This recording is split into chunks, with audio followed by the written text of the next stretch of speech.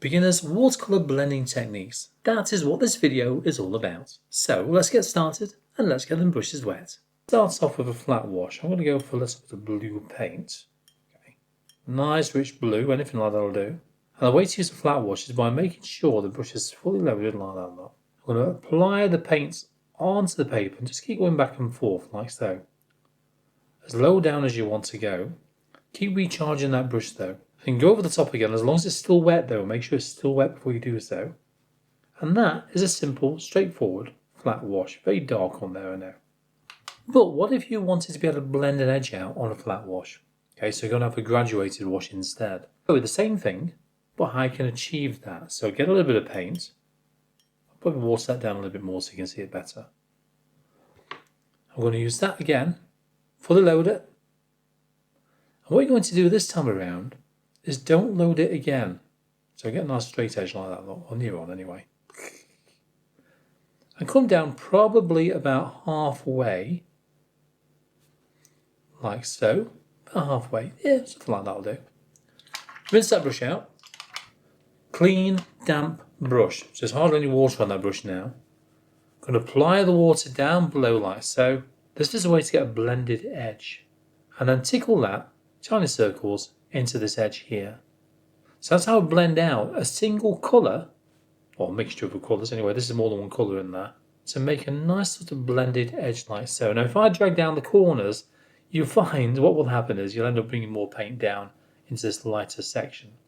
It's not quite light enough on the end of this, so it tapers out to the white of the paper. What you can do, get a clean brush again, a little bit more water just down there like that, then blend that back up so it tapers out to the white of the paper. Something like that. So that is a graduated wash. So we've got a flat wash, which is still nice and wet. We've got a graduated wash as well. And I use this sort of technique within a lot of paintings which I do. And these are just some of them. Now what about something like a tube shape? I do that, okay? So we've got to think about it's obviously going to be round. So let's have a think about this, shall we? So if I'm just going to go something like that first of all, a bit of a curve. And you can see the problem already. That we've got two darker sides. We need a light side and a dark side. That's what we need. Don't go to the dark side. So I'm going to go all the way around to there. I'm going to apply the paint more so here, like that.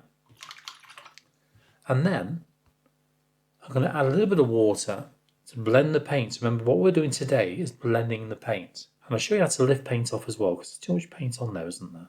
And whilst it's still wet, you can do that. So remember, a nice sort of smooth tube shape at the end, and bring that together like that. Now, you can see this is still too rich on this side, so what we can do, get ourselves a little bit of kitchen roll, take most of that paint off the brush, then lift a little bit of paint off this edge lot, whilst it's still wet though. And a little bit more towards the middle area. And you can see already, we've now achieved quite a bit of shape. And what you can do, get a bit more paint, and add a little bit more paint on that one side, so it's slightly darker on that edge, like that.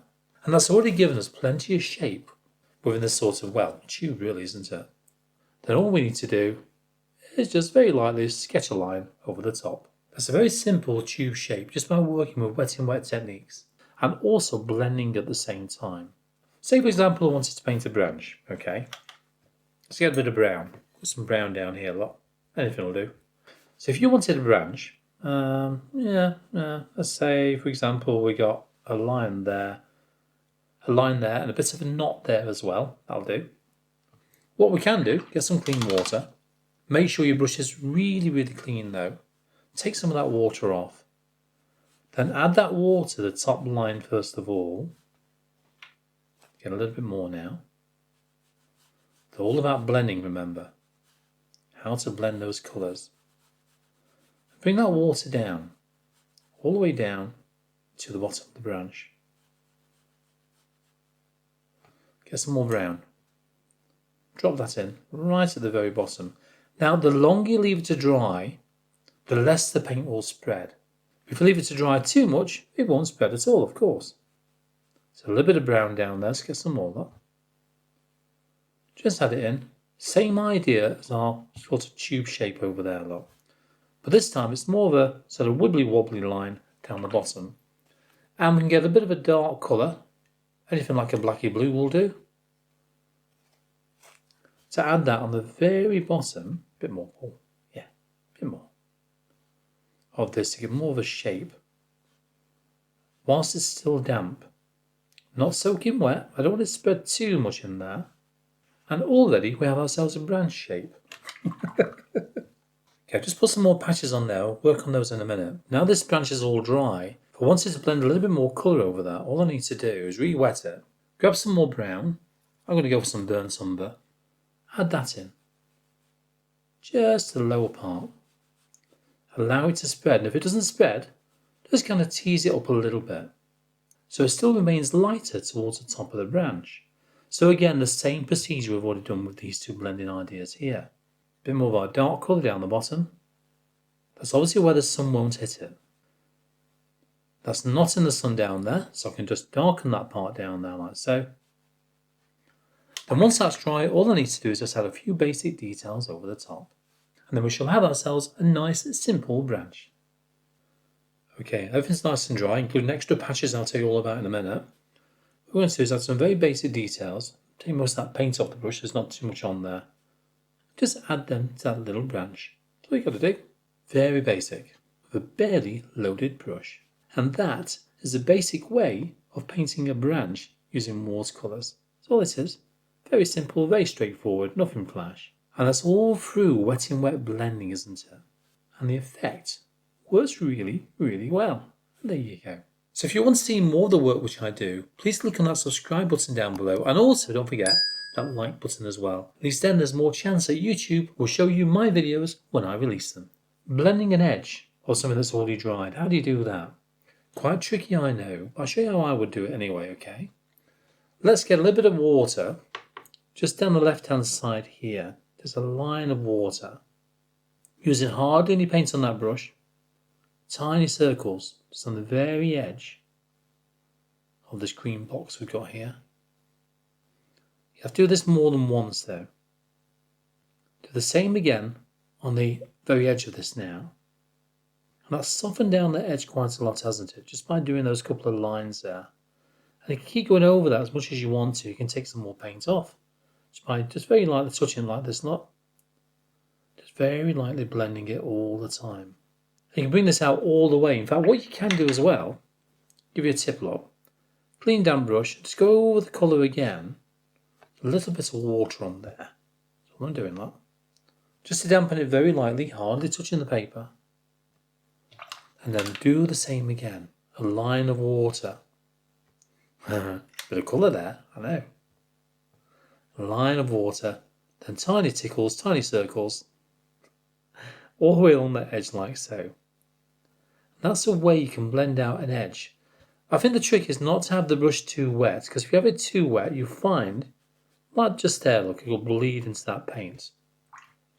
But then you can just very lightly go over the top again, just blend it back, readjust it, play with it, move that paint around. You're in charge of it, remember. You're the boss. Well, in my case, my partner Jo is the boss. She is, yeah.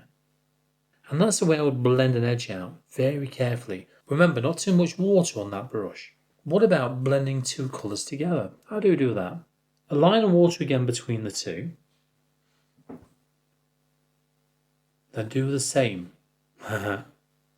Do the same. Okay, here we go. Most of the water is off the brush. Tiny circles. Again, to blend that edge. Very tiny circles. Grab some of that paint and bring it down. The same on the one below. Remember what we did by going over the top with some water if need be as well. If it's too wet, it can leave blemishes on the colour below. Bring that colour up and bring the red down. They can blend them together. A little bit messy on the edge, but I'm not too worried about that. Then bring that all the way down, very lightly dampening it, hardly touching the paper at all. Just to blend two colours together, like that.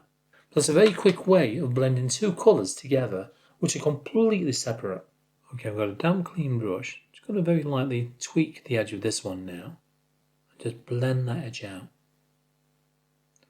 Very often when I use masking fluid within a painting, for example, The masking fluid line will leave a harsh line all the way around the edge where it's been. And sometimes you need to soften that line down. And this is one of the methods I would use to disguise that line. Just by very lightly and gently tweaking out the edge like so. Again, remember to not have that brush too wet, because if you do, it will blend far too much. And you'll be forever chasing paint all over the place, you really will. Remember, we're talking about how to blend watercolours. And this is just some of the methods that you can use today. What about blending watercolours when you want to add a bit of a glaze on there? All glazing is when you add another colour over the top of an existing colour, allowing that colour underneath to show through. And also you find the colours will change as well. Let me give you some idea. Look. Let's get some yellow. They call me mellow yellow, quite rightly. There we go. Bit of yellow. Try that one, for example. Let's put a line across the whole lot, shall we? Like so. And that's a glaze over the top. Now, when this dries, that will change the colour underneath. Because watercolour is naturally transparent, you find that the colours will sort of blend together underneath that line. Let's try another one. Let's go for a little bit of... let's go for some blue. We'll try a bit of blue in there. Okay, start from there and drag it over the top. Using the side of the brush. If you go over it too many times, what will happen is it will start blending with the paint underneath. You don't want that to happen. That sort of jumped over the gaps there, isn't it? But you have to make sure that the layer underneath is bone dry before you put a glaze over the top. Let's go for a little bit of green in there as well. Okay, so you've got a nice green line there. A couple of strikes is enough. And you find now that some of the blue is now starting to turn purple underneath. And you can see the way that the yellow has enriched the colour underneath as well. In fact, when you look at this, it looks like it's passing through the purple, then underneath the red, because of the properties of the yellow, the way it sort of mixes together. But it's enhanced this colour around here, having that yellow over the top. So it's also a good way when you're glazing of testing out different colour combinations and say that, well, if I put green over the top of that purple, what colour will that make? And so on and so on. What about having a couple of colours and blending them out? So I'm going to go wet in wet, I think. So I'm going to go for a little bit of water. Let's pop it there, shall we? I'm going to add a colour there. This is wet in wet, so it's like these two areas here, but that was two dry sections blended together. What about blending two colours together instead? So remember, a wet area like that, it's not very neat, I can't really see where to put it. You have to put your head to one side to be able to do that. Bit of colour, let's go for some red first of all. Might as well. And you find the paint will only flow where the water is. It won't go anywhere else, it's sort of a border around the paper there, look. It will only flow down where the water is. It will find its way along that water's edge. We'll get a bit of yellow and start that down the bottom. The wetter the paper is, the more it will blend. Then bring that all the way up, like so. All the way up, and then obviously we'll have a nice orange colour in the middle there, as you can see. Nice lovely orange colour going on. And that's the way you would blend two colours together. A very wet in wet technique though, that one. You can very lightly go over the top of that again to smooth it out. Just kind of ease that colour back a touch more. To kind of prevent some of those streaks within the paint. Sometimes that's really nice though when you do that. And also get used to how much water that you need to add as well. How long do you need to leave that water to soak into the paper for? That's a question as well, isn't it? To go onto the paper first of all, bit of colour in there still a lot. Allow it to soak into the paper. Then try adding some colour to that. So for example, if I put some red in there, it could blend really, really quickly. If I let that go off a little bit so it's only damp, and then add a bit of colour in there, you find that that colour will only blend a short way. And again, it will only go where the water is on the paper. Like so. Look at that.